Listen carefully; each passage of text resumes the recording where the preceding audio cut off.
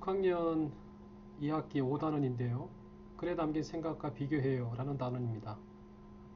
우리가 이제 교과서를 볼 때 교과서의 배경이 되는 부분도 생각해야 되겠죠. 지도서니까 개관, 계열을 볼 때는 교육과정 성취 기준을 생각해야 된다 말씀을 드렸고요. 이 단어는 읽기 성취 기준, 글을 읽고 글쓴이가 말하고자 하는 주장이나 주제를 파악한다. 주제를 파악한다, 주장도 파악한다. 중요한 내용이겠죠. 읽기에서는. 문법에서는 낱말이 상황에 따라 다양하게 해석됨을 탐구한다. 나와 있습니다. 그 자료에 대한 예는 교육과정 뒤도 나와 있는데요. 선수학습, 본학습, 후수학습. 오늘은 지금 모형을 중심으로 살펴봐야 되기 때문에 좀 비교적 빠르게 제가 말씀을 드리겠습니다. 국어과뿐만 아니라 우리가 수업을 바라볼 때 이렇게 차시 학습 목표의 흐름을 파악할 필요가 있다는 거죠. 차시 학습 목표의 흐름을 파악하기 위해서는 단원의 학습 목표가 무엇인지 알아야 되겠죠. 그죠? 이 내용. 그래서 여러분들은 단원 학습 목표 하나만 제시하더라도 차시 학습 목표를 어떻게 쪼갤 것인가 하는 부분이 여러분 중요한 거예요. 한번 여러분 살펴볼까요? 글쓴이의 생각을 파악하며 글을 읽어야 하는 까닭을 안다. 먼저 지식을 앞에서 배웁니다. 그런 다음에 글쓴이의 생각을 파악할 수 있다. 주로 이제 2차시 연속 차시를 하도록 구성했습니다. 그 다음에 글쓴이의 생각과 자신의 생각을 비교하여 글을 읽을 수 있다. 자신의 생각과 상대의 생각을 비교하며 토론할 수 있다. 토론이 나오네요. 토론 부분은 또 좀 다른 부분이 되게 나왔습니다. 그 다음에 글쓴이와 대화할 수 있다. 어떻습니까? 이 교육과정 성취 기준과의 어떤 관련성을 봤을 때 밀접한 어떤 그런 좀 미약한 부분은 보이죠? 이렇게 이제 구성되어 있습니다. 여러분도 이제 교육과정에 있는 내용 성취 기준 또는 다른 학습 목표를 가지고 어떻게 차시 학습 목표를 쪼갤 수 있을까 하는 부분도 여러분 생각해야 됩니다. 그런 내용도. 평가가 나올 것이고, 국가교과 역량도 있고요.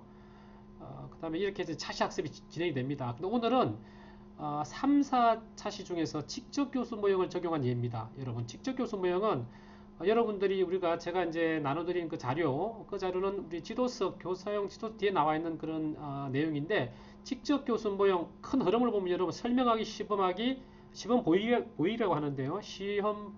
시범 보이기라고 하는데, 사실은 시범 보이기, 시범 자체가 이제 보이는 건데, 시범하기라고 해도 될 것 같은데, 시범 보이기란 말을 하고 있습니다. 시범 보이기, 그 다음에 질문하기, 활동하기, 4단계로 되어 있는데, 그 세부적인 내용을 보면 조금씩 다릅니다. 그걸 여러분 한번 살펴보겠습니다. 1, 2차시에서 학습을 하고, 그 다음에 김구 선생님의 글이 나와 있고, 그 다음에 학습 활동을 한 다음에 3, 4차시에서는 글을 읽고 글쓴이의 생각을 파악하는 활동을 합니다. 글쓴이의 생각, 로봇의 도입 더 이상 미룰 수 없다. 이런 내용의 글을 읽고 학습하는. 이게 보니까 여러분 교수학습 계열을 보니까 설명하기, 동기유발, 학습 목표 확인하기, 시범 보이기, 글쓴이의 생각을 파악하는 방법 찾기, 글쓴이의 생각 정리하기, 질문하기, 글쓴이의 생각을 파악하는 방법 알기, 활동하기는 글쓴이의 생각을 파악하는 방법 더 찾기, 방법을 추가해 글쓴이의 생각 파악하기, 글쓴이의 생각 정리하기, 학습활동 정리하기, 이렇게 흐름으로 구성을 했습니다. 로봇의 도입을 늦추어야 한다. 그 다음에 앞부분은 로봇의 도입 더 이상 미룰 수 없다. 이제 대비가 되는 그런 각자 다른 그런 주장에 대한 글을 읽고 문제를 해결하는 그런 수업을 하도록 되어 있습니다. 자, 여러분 보세요. 이게 이제 연속차시, 그러니까 80분 수업을 위해서 직접 교수 모형을 적용한 예가 됩니다. 여기서 여러분 제가 드리고 싶은 말씀은 이 단계를 한번 보시겠습니다. 단계. 여러분 이 내용은요, 여러분이 교수 학습 과정을 구성하는 어떤 그런 패턴 요인과 비슷하죠. 보통 여러분이 구성하는 교수 학습 활동 작성한 예를 보면 교사와 학생을 구분시켜 놨는데요. 그게 왜 지금 보통 일반 학교에서는 학생과 교사의 어떤 그런 칸을 구분하지 않고 있는데, 왜 구태여 임용고사 하는 어떤 교수 학습 과정을 할 때는 구분할까? 왜 그러냐면 여러분 보세요. 교수 학습 활동 안 내용을 자세히 살펴보면 결국은 교사의 질문과 학생의 반응, 응답으로 예상되는 반응, 이렇게 구성이 되어 있습니다. 그러다 보니까 이렇게 섞어서 하는 것보다는 구분해서 하게 되면 결국은 교사의 질문과 학생의 반응이 따로 구분이 되겠죠. 그러면 읽는 사람 입장에서는 좀 편리함이 있습니다. 그런데 대부분의 교수학습 활동 그 과정안은 이렇게 통합적으로 구성을 하고 있죠. 근데 지금까지 임용고사를 볼 때 교수학습 과정안은 교사와 학생을 이렇게 분리해서 제시를 하고 있습니다. 물론 그거는 통합적으로 바뀔 수 있지만 바뀌더라도 큰 흐름은 달라지지 않습니다. 대신에 교수 학습 활동이 이렇게 통합적으로 할 경우에는 어떻습니까, 여러분? 그래서 생각보다 오히려 더 많은 양이 들어갈 수가 있어요. 왜냐하면 교사와 학생의 어떤 구분되었을 때는 교사와 학생의 칸이 좀 달라질 수 있잖아요, 그죠? 그런 부분에 대한 특징이 좀 있습니다. 장단점이. 그런데 설명하기를 보시면 어떻습니까, 여러분? 설명하기를 보니까 동기 유발, 학습 목표 확인하기, 학습 순서 알아보기 이런 흐름 되어 있죠. 그 다음에 시범 보이기는 글쓴이의 생각을 파악하는 방법 찾기, 그 다음에 질문하기가 5분으로 되어 있고 글쓴이의 생각을 파악하는 방법 알기, 그 다음에 글쓴이의 생각을 파악하는 방법 더 찾기, 글쓴이의 생각 파악하기, 활동하기로 되어 있고요. 상당히 아주 오랜 시간 동안 활동하기를 하죠. 글쓴이의 생각 정리하기, 학습활동 정리하기. 여러분 어떻습니까? 이 교수학습 모형 중에서 이 부분은 또 학습이라는 부분이 빠져 있습니다. 직접 교수 모형은 이 설명에서 되고 있는 것처럼 교사가 주도해서 하는 그런 인상을 주는 그런 모형이라고 볼 수가 있겠죠, 그죠? 그런데 단계를 보시면 이 단계 내용을 보면 지도서 뒤에 나와 있는 내용, 우리가 사전에 제가 올려드렸던 그 자료 내용과 좀 다르죠. 학습 내용들이 조금씩 다를 겁니다. 그죠? 여러분들도 특별하게 여러분들이 뭐 국어과 교수학습 과정 안에 어떤 특별한 모형을 제시하면서 이런 내용들을 암기해서 제시해야 될 경우는 거의 없을 거라고 봅니다. 이 학습 내용들은 여러분이 이 모형과 관련해서 교수 학습 활동에서 꼭 필요한 요소들을 가지고 오면 되는 거예요. 근데 이제 이거는 우리가 지금 직접 교수 모형이라는 것은 예를 들기 때문에 직접 교수 모형의 어떤 첫 단계는 설명하기니까 설명하기 단계에서 그럼 무엇에 관한 설명하는 거지라고 보는 거죠. 근데 결국은 어떻습니까, 여러분? 동기유발은 나오잖아요, 그죠? 동기유발은 꼭 나온다는 거죠. 뉴스를 가지고 했고요. 뉴스에 관한 이야기하고 로봇에 대한 이야기를 합니다. 그런 다음에 질문을 하죠. 핵심적인 질문을 해야 되겠죠. 또 핵심적인 질문과 관련된 반응들을 할 것이고, 자료 및 유의점은 구분을 하고 표시도 다르게 하죠. 그런 다음에 영상 자료에 대해서 소개를 하고, 그 다음에 이 표시를 하면서 유의점 표시를 해주고, 그에 대한 어떤 의견을 지금 쓰도록 되어 있습니다. 여러분도 아마 자료 및 유의점은 상당히 꼼꼼하게 쓰셔야 될 겁니다. 물론 뭐 조건이 따라다니겠죠. 학습 목표 확인하기인데 어떻습니까, 여러분? 우리 그 국어과 교수 학습 모형에 나와 있는 내용을 보면 설명하기 단계에서 보면 학습 문제 제시라고 되어 있죠. 그러니까 이런 부분에 차이가 있다는 거예요. 그러니까 실제 교수 학습 과정 하나 들여다보면 학습 문제 확인하기가 아니라 학습 목표 확인하기라고 되어 있다는 거죠. 이거 보세요, 여러분. 학습 목표 확인하기라고 되어 있고 글을 읽고 글쓴이의 생각을 파악할 수 있다고 되어 있죠. 뭐뭐 할 수 있다고 했다 그랬죠. 이거는 일반적으로 학교에서 현장에서 쓰고 있는 이런 상황입니다. 만약 이걸 학습 문제라고 바꿀 경우에는 이렇게 되겠죠. 학습 문제 확인하기, 글을 읽고 글쓴이의 생각을 파악하여 봅시다. 근데 파악하여 보자는 게 좀 추상적인 말 같죠. 글쓴이의 생각을 찾아봅시다. 뭐 글쓴이의 생각을 찾아 말해봅시다. 이렇게 학습 문제로 고칠 수 있겠죠. 그래서 뭐 하여 봅시다 라고 할 경우에는 학습 문제로 인식할 수 있다는 겁니다. 그래서 이 부분은 학습 목표 확인하기인데 실제 우리 모형에서 안내했던 그 내용을 보면 학습 문제 확인하기라고 되어 있어요. 그죠? 학습 문제 확인 또는 학습 문제 여기는 제시라고 되어 있습니다. 제시란 말은 주체가 이제 교사니까 그렇게 제시란 표현을 쓴 것 같아요. 그 다음에 학습 순서 알아보기는 이건 나온 내용이 아니잖아요. 모형에서는 학습의 필요성이라든지 중요성 안내라고 되어 있고요. 학습의 방법 또는 절차 안내인데 뭐 여기서는 부터 연결시킨다면 학습의 절차 안내하기와 연결시킬 수 있겠죠. 그죠? 공부할 순서 알아보기. 공부할 순서 알아보기는 어떻습니까? 학습자 중심의 용어처럼 보여지죠. 직접 교수 모형이 교수자 주도적인 교사가 어떤 설명하고 시범 보이는 게 주가 되는 건데 여기서 보면 학습 순서란 말을 썼습니다. 그죠? 학습이란 말도 계속 쓰고 있고요.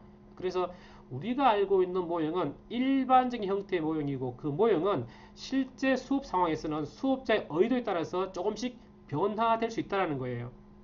그런 내용은 여러분 국어과 모형뿐만 아니라 다른 모형도 그렇겠지만 그래서 내가 알고 있는 그 모형을 그대로 적용시키는 것이 아니라 여러분이 수업하다 보면 느낄 겁니다. 아하, 이 부분은 우리 학급 상황, 내 상황에 맞춰서 조금씩 변화시킬 수 있구나.